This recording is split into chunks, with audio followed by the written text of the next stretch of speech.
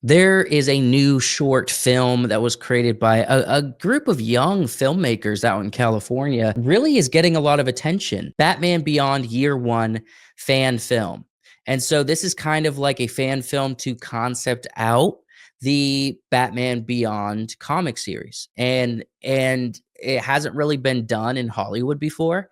And so this guy named Michael Yu, he kind of spearheaded this thing, him and some friends, some colleagues, and it looks really cool. And so I'm going to do a reaction to it. I'm going to give it a review at the end and kind of categorize it based on how I would rank it with cinematography, with video effects and animation, with sound, score, acting, as well as story. And so please stick around for that.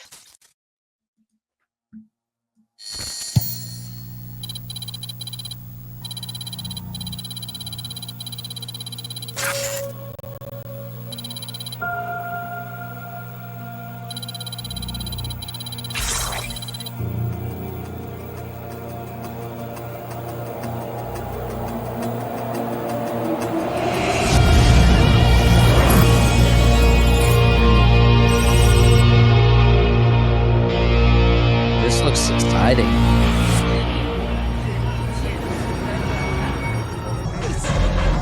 Juice bar. Hey, Missy. I think you have some things that belong to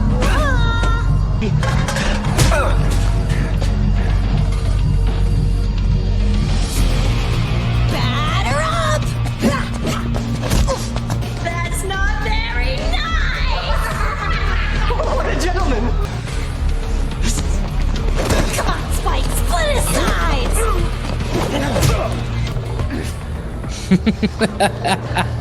What do you want to do, Spike? Let's get out of here.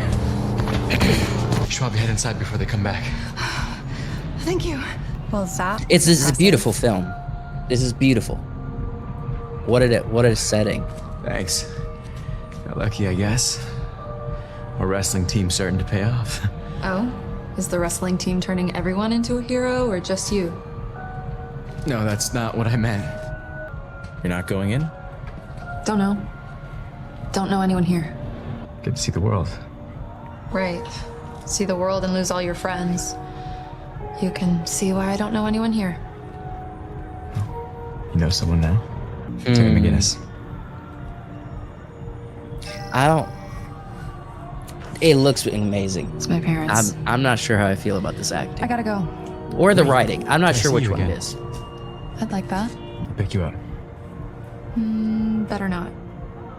Why don't we meet at the bridge? Midnight? I'll be there. I mean, he's a pretty good actor, I would say. Some of the lines are a bit off, but he was a pretty good actor.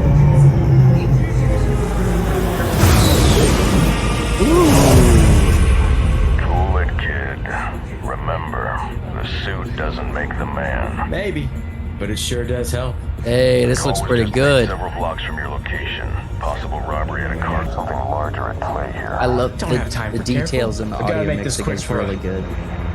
good. Got somewhere to be tonight. Wow. Holy cow. This looks awesome. This is a very cool setting.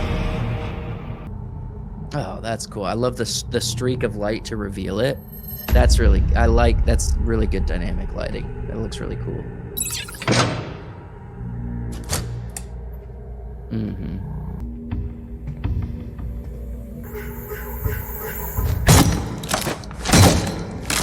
Looking for something. Ooh.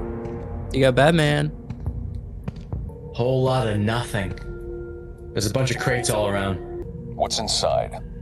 You want me to open up all these boxes? Right. Scan for anything abnormal. Radioactive, thermal, electronic. It was some dialogue that teed up the cool visual effects. I get it. Wait, something's picked up here. The sound Not mixing sure is what this incredible. is. It's pretty heavy. I appreciate you finding my package for me. What's this outfit? Oh, that's cool. You know, I was hoping I'd run into you It's again. got some magnetic hands. Get out of there.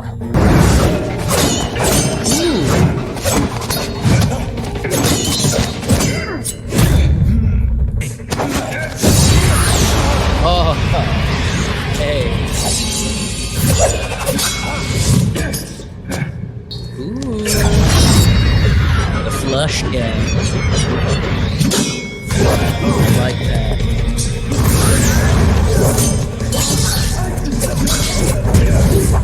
All right.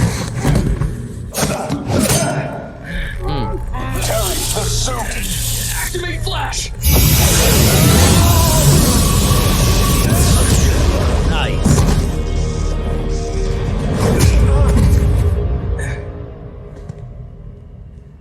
I love how that red.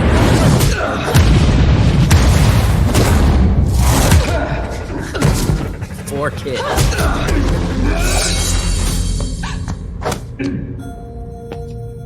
What?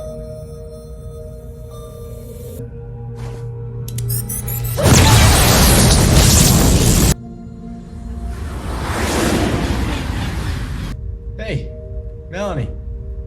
Sorry, I'm late. I hope these can make up for it. Not a chance.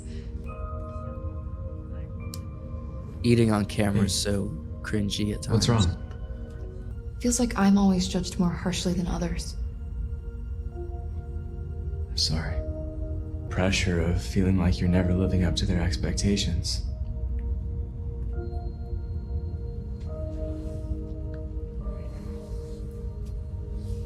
Why don't we forget about all of that and just do something for ourselves?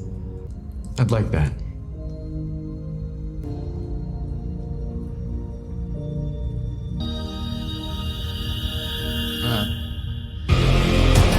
Okay, written and directed by Michael Yu. I got all kinds of thoughts here. Okay, so I said I'm going to do cinematography. Cinematography was good. It was good. 1 out of 10, I'm going to give a cinematography probably a 9. It was very good. Everything was clean. Everything was lit well. The dynamic lighting of even the color contrast of all of it. It was just very, very good. Visual effects and animation, I'm going to give it maybe, okay, I'm going to give it a 8 because I know that visual effects are slightly easier when you are hiding a lot of it in shadow. I know there was a lot of lights, a lot of moving parts. There was a ton of details, and so it really should be a 10 out of 10. But I also know that the setting allowed them to probably cut a few corners visually. So the visual effects was stellar, but I'm going to give it an 8 or a 9, okay? Because I know there's examples of greater detail that's more impressive than this, even though this is extremely impressive. Sound design and score, I'm going to give the sound design, like, as far as indie films go, which is one of the most suffered areas when it comes to indie film, is the sound. This, I think, was a 10. The sound design was perfect. I mean, the sound design was amazing. I can't think of an example that I would have changed it or done something differently. Listening with the headphones really makes a difference. So sound design, I'm going to give a 10. It was Hollywood quality. If it's like you dropped millions of dollars into the sound. The score, kind of forgettable. I mean, it was droning, it was moving momentum, it was placed in all the right spots. It was effective, and it kind of had that boom, dum dum dum dum dum. So it felt like Batman, but ultimately it's I'm going to give it a 7 just cuz there wasn't anything super unique about it. And also, like, today I feel kind of critical of scores because I just watched the Disney Plus documentary about John Williams last night. And so I'm just critical today of movie scores because of that documentary. Okay. Acting. I'm going to give it, the lead actor was pretty good. The lead lady, she was a bit forced, bit choppiness in her delivery.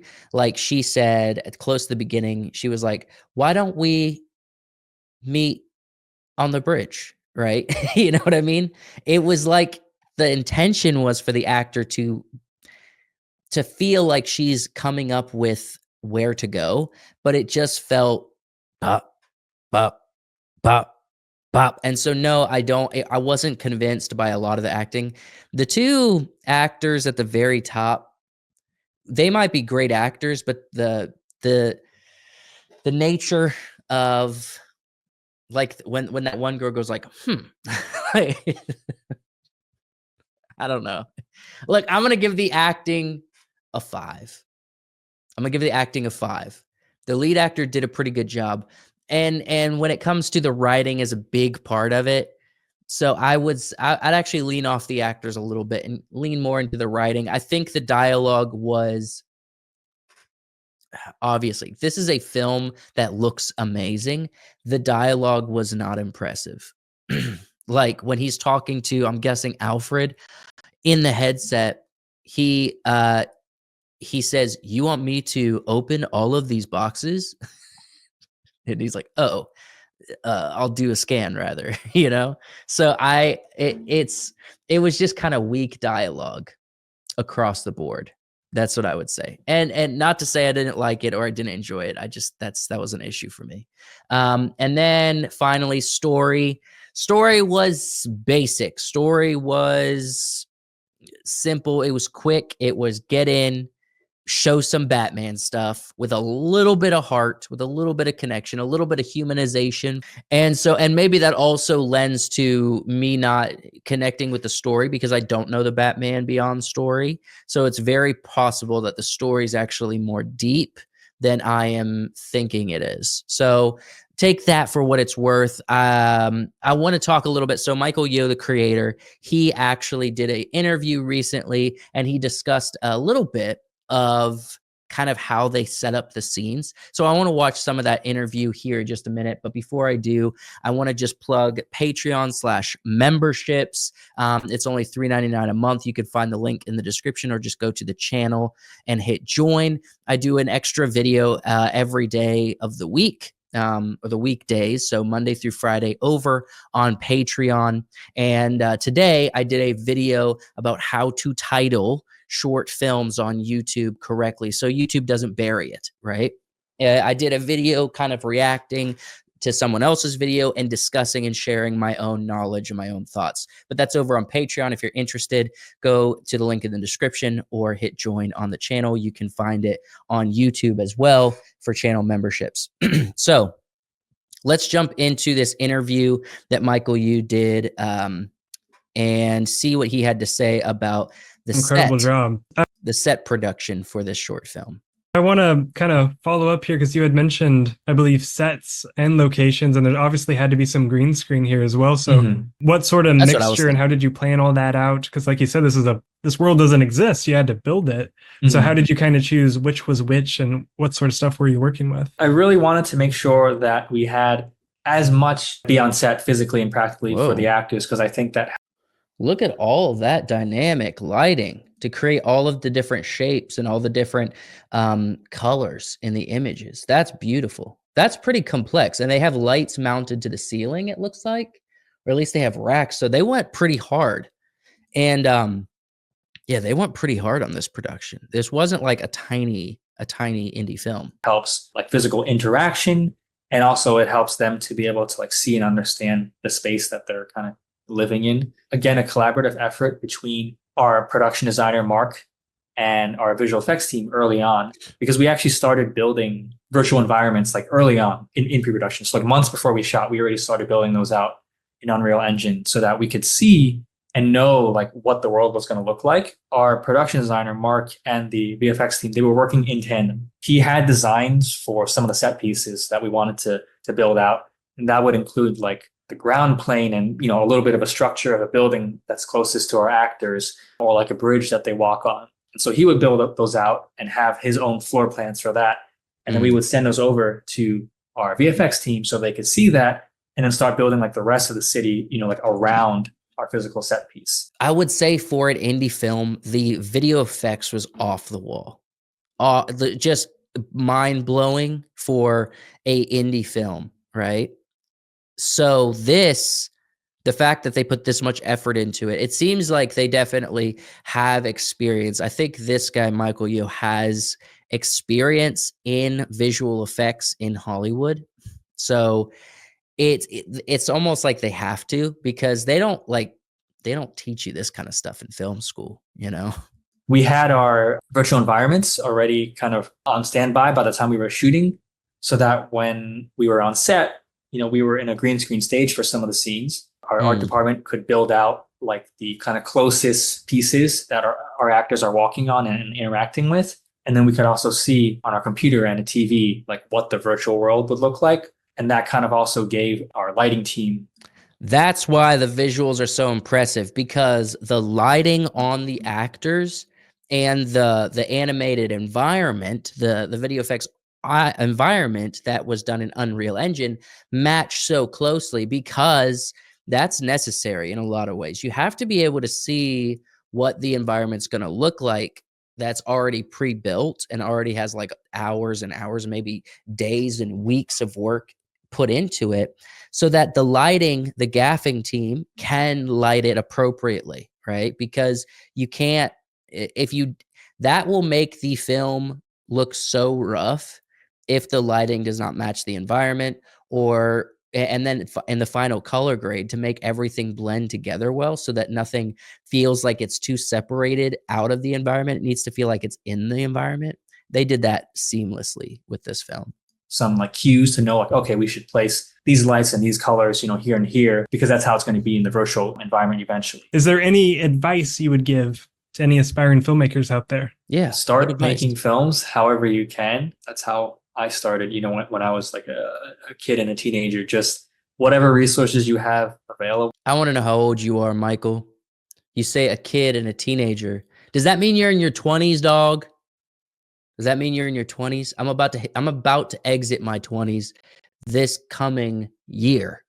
So how old are you, Michael? You look pretty young there, but I know some people just look young. Whether it's like a phone or Handycam or something, just grab friends and start making films however you can. Short films, music videos, short documentaries. Each project, just challenge yourself to kind of make it a little bigger, a little better each time. It's not a quick process. You kind of just have to keep doing it like over a long period of time. So the earlier you start and the more you do it, the sooner you're going to start seeing like results for improvement and things like that. So yeah. Which kudos to Michael for just blowing it out of the park on, I'm assuming pretty early in his career. I looked at, so there is a Indiegogo, right? That has all of the credits as far as like who worked on it, who's acting in it. And it looks like this film only raised $4,500 on Indiegogo. There has to, in my mind, be investors, or everyone just worked for free, and that's literally just bootlegged it, and you have some really talented people to get something to look like this in the final product, and everything was free as far as labor, because that is a very small amount. If I just watched this film and I said, this was a conservative budget, how much do you think this thing costs? I would say between $15,000 and $20,000. If that's the correct amount, that would be crazy. You could make something like this and still cost you $50,000. But the idea that this potentially, I think there has to have been some kind of investing or some kind of personal money that was put into this, and this was kind of like help pay cast and crew. I don't know exactly how Indiegogo works, and I definitely don't know how everyone uses that money once they get some support. But what he said there at the end, yes, absolutely. Make films. Absolutely. And make microfilms. Make literally 3-minute or 2.5-minute films that are horizontal. So you learn that format, and then you could try some vertical stuff if you want with the rise in vertical storytelling. But just make stuff, and make stuff as often as you can, because like he said, you're going to grow. So if you attempt to do multiple different methods of filmmaking with multiple different genres, different needs for special effects, or no special effects at all, like every type of genre and story is going to grow you a little bit. So make some films, put them online, test ideas. And if you spend 3 years of your life making like one feature film independently, like that's great and that's amazing, but it's only one feature film where you could have done like 20 microfilms and learn so much more along the way. So take that into consideration, get your hands dirty, post it on YouTube just like he did. And thank you, Michael, and everybody in the team for bringing us a very impressive, very enjoyable Batman Beyond fan film, year one. Really appreciate it. Let me know in the comments what you guys think. If you enjoyed this video, if you want to see more videos like this, please let me know. Like this video, and I'll see you next time.